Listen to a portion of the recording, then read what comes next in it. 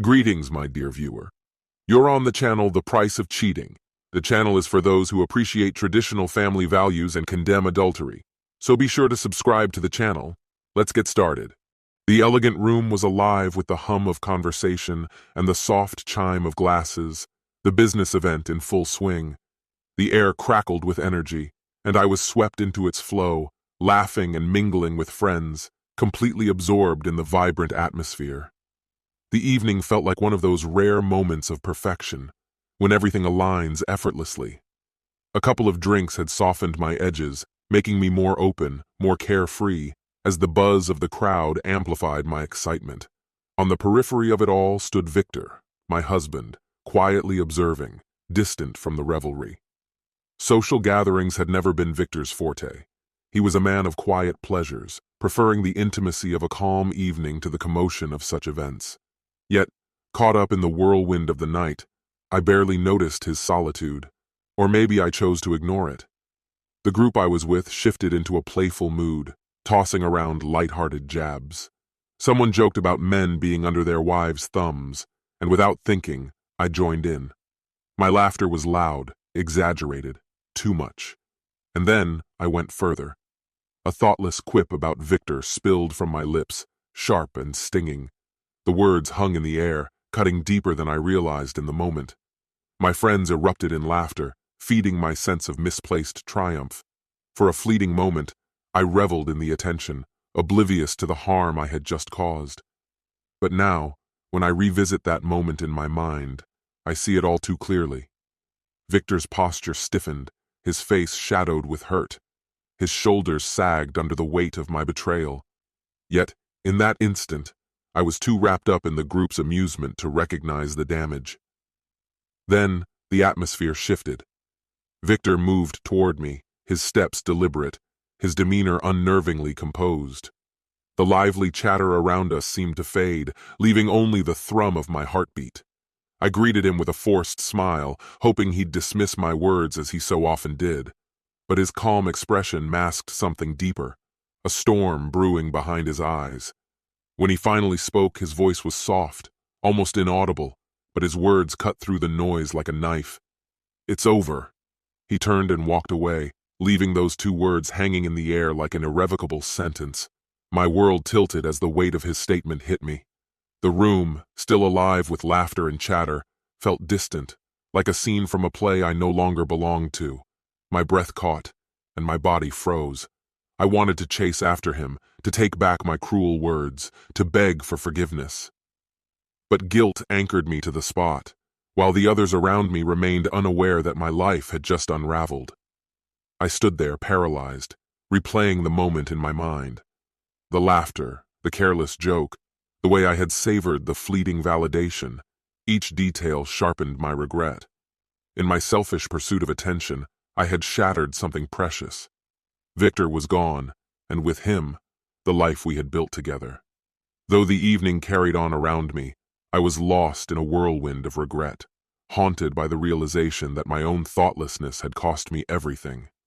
I dissected every second of that fateful moment, painfully aware of how I had become the very person I never wanted to be, the kind who could betray the one they loved in such a public, heartless way. But it wasn't always like this. I wasn't always like this. The beginning. How we met. Before that fateful night, I was a different person. I would never have imagined hurting Victor, let alone in such a cruel way. I loved him once, deeply, and without reservation. Our story began on a rainy afternoon in a cozy cafe. I had been rushing as usual, juggling too many things, when I accidentally spilled coffee all over myself. Embarrassed and flustered, I fumbled to clean up the mess. That's when Victor stepped in. He didn't make a grand gesture or try to be impressive. He simply handed me a napkin with a gentle smile and offered to help. His calm presence caught me off guard, his quiet strength disarming me. Unlike the brash, attention-seeking men I was used to, Victor's understated demeanor was a breath of fresh air. Our first date was just as unassuming. We took a walk in the park, talking for hours and sharing fragments of our lives. For the first time in years, I felt truly seen, not as the person others expected me to be, but as my authentic self. Victor's steady nature, His ability to listen without judgment drew me in completely.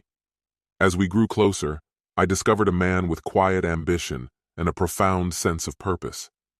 He dreamed of starting his own business, not for fame or fortune, but to create a life of independence and meaning. I admired his patience, his ability to find joy in the journey rather than the destination. He grounded me in a way I hadn't realized I needed. One rainy day, much like the one when we first met, I knew I loved him. We had planned to go out, but the weather kept us indoors. We spent the day curled up on the couch, eating takeout and watching old movies. As I looked over at him, his face lit with an unguarded smile, I felt a deep, quiet happiness. It wasn't the fiery passion of infatuation, but a steady, comforting love that made me feel safe. A year later, we were married in a small, intimate ceremony. As we exchanged vows, I believed every word with all my heart. We promised to face life's challenges together, no matter what came our way. But somewhere along the line, I let those promises slip through my fingers, or perhaps I lost sight of the person I used to be.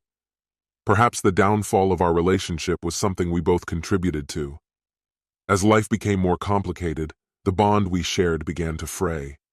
Victor's business, despite his persistent efforts, struggled to gain traction, and that tension seeped into our lives. Meanwhile, my career flourished.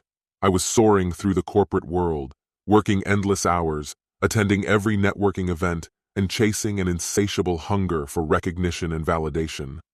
Success became my obsession, and in its pursuit, I lost sight of Victor. Victor remained constant, kind, patient, and unwavering in his support. But I had transformed completely. The woman he had once married had faded away, replaced by someone harsher, more critical, and relentlessly demanding more money, more success, and more admiration. In my relentless climb, I neglected the most precious part of my life. Gradually, I began to view Victor not as the man I had once admired, but as someone who lacked the ambition and drive I falsely equated with worth. It's difficult to admit now, but my perception of him grew into something cruel. The very calm and steady nature that had once drawn me to him became the source of my frustration. I wanted him to be someone different, someone who mirrored my own aggression, shared my hunger for achievement, and chased success with the same fervor. But that wasn't who Victor was. Instead of cherishing him for the qualities that made him unique, I criticized him for not becoming more like me. My dissatisfaction revealed itself in subtle ways at first. I'd make offhand remarks or gentle suggestions that he should do more, but those comments grew sharper, biting deeper over time. What began as sarcasm evolved into cutting humor, and eventually, I found myself openly belittling him, even in front of others. The escalation was so gradual that I didn't realize how far it had gone until it was too late. Reflecting on it now, I wonder if my behavior was a defense mechanism, an attempt to mask my own insecurities by projecting them onto him. I became consumed with projecting an image of power and success. Somehow I convinced myself that diminishing Victor elevated me, but all it did was reveal my own cruelty. I often think back to the person I used to be, the woman who loved Victor for his authenticity, who valued him for more than his accomplishments. That woman is gone, replaced by someone I barely recognize, someone who said things that can never be unsaid. The unraveling of our relationship wasn't abrupt. It was a slow, creeping change, so subtle that I can't pinpoint the exact moment admiration turned into resentment. I've replayed it in my mind endlessly, searching for that turning point. But it wasn't a single decision to hurt him. It was a gradual erosion, a poison that spread quietly through the cracks in our bond. The truth is, my insecurities fueled it all. As my career reached new heights, I became the version of myself I had always dreamed of being, respected, successful, envied. I thrived on the attention my achievements brought, yet with every step forward, Victor seemed to remain the same. He found contentment in his small business and his steady pace, indifferent to societal standards of success. At first, I admired his quiet determination, but over time, admiration turned to frustration. Why wasn't he striving for more? Why didn't he match my drive? My thoughts became dominated by comparisons. At work events, I was surrounded by ambitious, high-powered individuals who radiated confidence as they discussed lucrative deals and grand expansions. I found myself yearning for that same energy in Victor. It was an unfair expectation, but at the time it only deepened my dissatisfaction. His contentment felt like a mirror reflecting my own fears and insecurities. The first time I made a cutting remark, it was almost accidental. At a dinner party, someone asked about Victor's business, and before he could answer, I made a joke about his relaxed pace. It drew laughter, even from Victor, though his smile faltered slightly. That moment gave me a fleeting sense of power. By diminishing him, I felt momentarily elevated. It became a pattern, offhand comments cloaked in humor that, little by little, chipped away at him. Victor never retaliated. He laughed along, made a self-deprecating comment, and moved on. But in private, I saw the weight it carried. He grew quieter, his once easy laughter fading. I told myself he was just stressed, but deep down, I knew better. I was driving a wedge between us, and he was pulling away. Even as I noticed his pain, I didn't stop. I couldn't. My insecurities had taken control, and no achievement ever seemed enough to fill the void inside me. I used Victor as a scapegoat, projecting my own feelings of inadequacy onto him. Belittling him gave me fleeting relief, but it left lasting damage. My words became sharper, my criticisms more pointed. I questioned his decisions, accused him of being lazy or unmotivated about our future. The first time I openly called him out, the hurt in his eyes was unmistakable. For a brief moment, I hesitated, but instead of apologizing, I doubled down, convincing myself that I was being honest, that my words were a form of tough love. But they weren't. They were a manifestation of my own flaws and fears. Now, all I have left is the memory of who I once was, and the painful realization of what I've lost. I always knew deep down, though I tried to deny it.